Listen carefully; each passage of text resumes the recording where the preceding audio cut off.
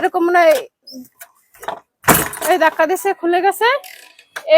এরকম পাইছি আমি আইসা, এরকম রাখা ছিল আইসা। আমি আসলে এই বাসায় কাজ চলে তো, মিস্ত্রিরা কালকে মিস্ত্রি আসে না একটু ঝামেলা হওয়ার কারণে, এজন্য আমি আমার আইসের প্রায় 5:30 নাগাদ আমি দরজায় গেটে তালা দিয়ে আমি আবার বাসায় চলে যাই আর কি। সকাল 7:30 নাগাদ আসি, আইসা দেখি বাসায় এই পরিস্থিতি। আইসা দেখছি এরকম, এই যে দরজা এখান থেকে, হ্যাঁ দরজা এরকম তালা মারা ছিল। তা দরজাটা যে এরকম ইজি আমি আসলে কখনোই গুরুত্ব দেই নাই, বুঝতে পারি নাই, কারণ এরকম তো কখনো হয় নাই। এরকম মানে এই ধাক্কা দিছে খুলে গেছে। এরকম পাইছি আমি আইসা, এরকম রাখা ছিল আইসা।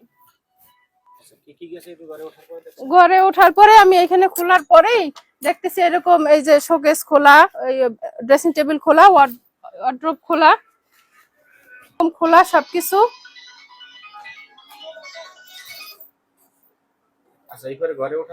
ঘরে ওঠার পর দেখতেছি এগুলো এরকম খোলা।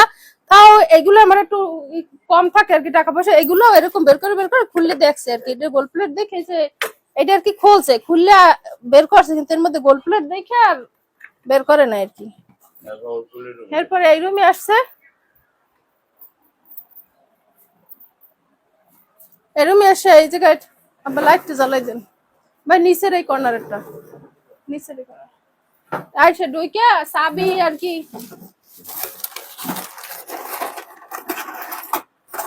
এই চাবি পাইছি চেয়ারের উপরে ফালানো এরকম।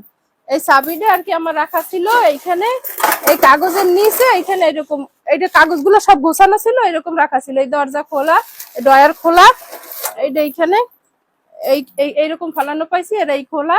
এপাশ দিয়ে ভাঙে তাক ভর্তি করে আমার শাড়ি ছিল, শাড়িটাও নিয়ে গেছে, এই টাকা ছিল এদিকে রাখা, এই ব্যাগটা সব খুঁজছে, এই যে ব্যাগটাকে ছিল এই টাওয়ালের ভিতরে কর্নারে রাখা, সব খুঁজছে আর কি, সব খুঁজছে বের করে।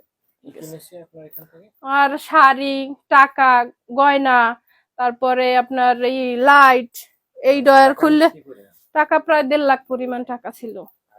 স্বর্ণ প্রায় 5 ভরির মতো ছিল।